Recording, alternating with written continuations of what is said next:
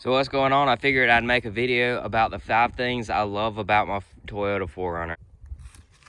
Starting off with number 1, it's definitely the wheels and tires that I put on it. I think that it makes the truck look a lot more current. I like the size a lot, and the tires ride extremely well. They're General Grabber ATXs, and the size is 265 70/17, but they ride fantastic. They're the lighter load range of the different ones you can get, so that helps a lot. But I just really like the way they look. I think they fit the truck very good. They ride fantastic. It actually rides better than it did stock, which I also have suspension, which will be coming up in a couple more of these, and I'll be talking about that as well. So going into number 2, this kind of goes with number 1, but the second thing is the suspension. I have Bilstein 5100s and Old Man Emu 881s, I believe, and 906s. They ride fantastic. Exactly the same as stock, if not better. They're very soft, so it gives you a nice plush ride, especially for a 3rd gen 4Runner, which, comparing it to my mom's, ride like horse and buggies. But this one right here rides very comparable to a newer car, and I would say luxury car, but that might be pushing it a little bit.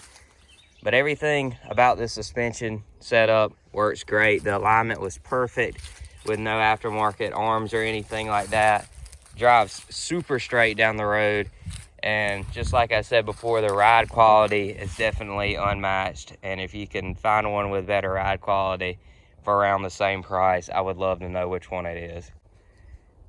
I would definitely recommend this setup to literally anybody with a 3rd gen 4Runner. The Bilstein Old Man Emu setup with these General tires are fantastic. Their drivability is great, and I just really don't think you can go wrong with either, and they're both fairly budget friendly. So the third thing I love about the 4Runner is just simplicity. You get the 1990s interior, which, let's face it, 1990s interior holds up better, at least in my opinion, than newer interiors, because you don't have like that soft touch crap that cracks. And of course it's discolored and all, but who cares really. But getting back to the simplicity, it's manual seats, tilt, manual back and forth, manual lumbar, all that stuff.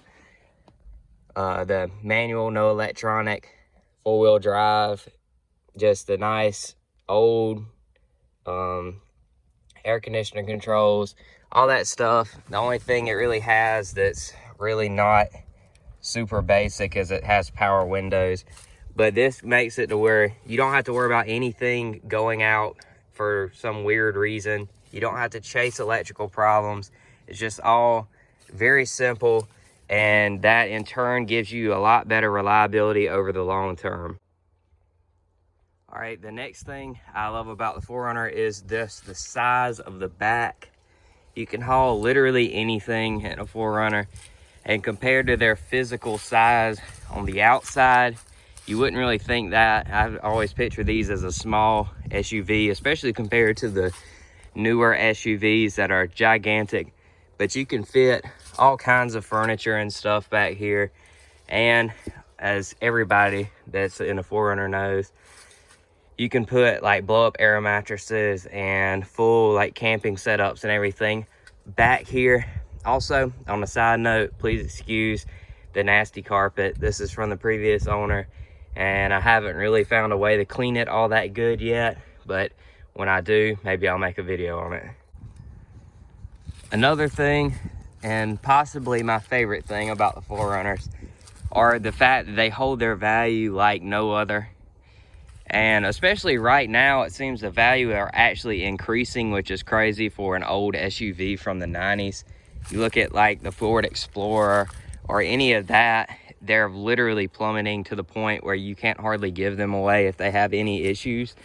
But the 4Runner, Oddly enough, well, not really, because they're just fantastic cars, but they have developed such a following from reliability and their ability to go off-road and all that good stuff that their values are actually increasing. Like, you can get on Bring a Trailer and see just astronomical prices for lower mile vehicles. And even a vehicle like this with 195 on it, or even some with 200, 300,000 miles on it, are commanding over $5,000 if they're four-wheel drive.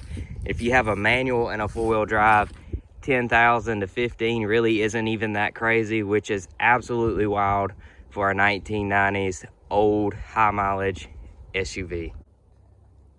Last and certainly not least on this list is something that definitely everyone knows about, and that is the Toyota reliability that comes with owning a third gen 4Runner.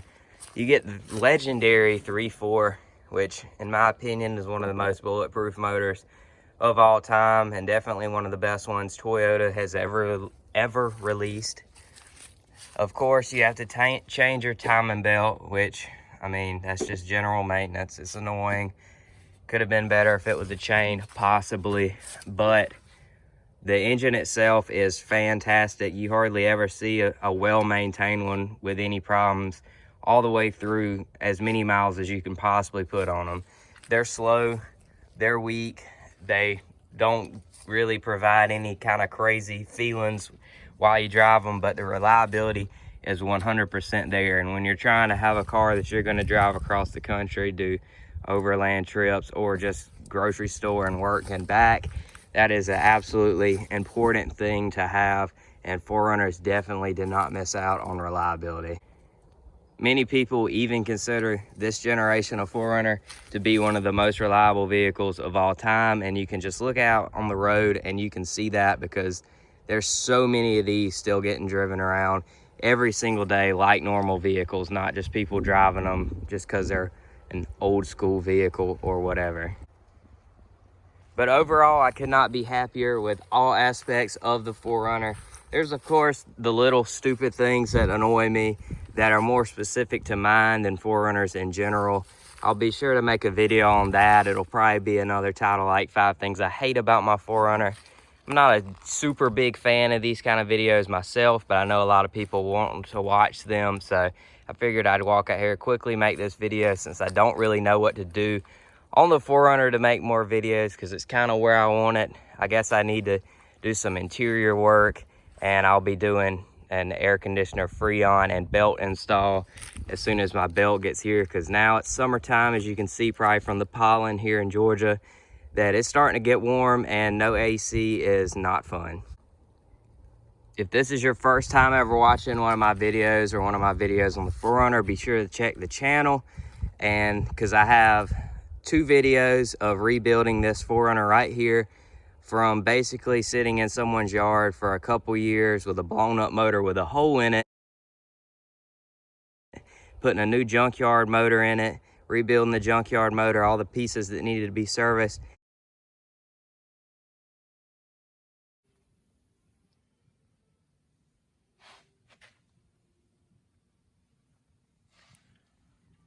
and throwing this thing back together and getting it to the point where you see it today, where I can drive it literally anywhere I want to. So if that sounds interesting to you, please be sure to check out the other 2 videos on the channel about this 4Runner. I'll either link them up in the top right now, or either link them at the end of the video. And if you want to see more videos like this and other videos, including like 240s, and maybe I'll throw a Supra video up of my old Supra every now and then, more 4Runner videos and some small engine 4-wheeler type videos, be sure to hit the subscribe button if this is your first time here, and thank everybody for watching.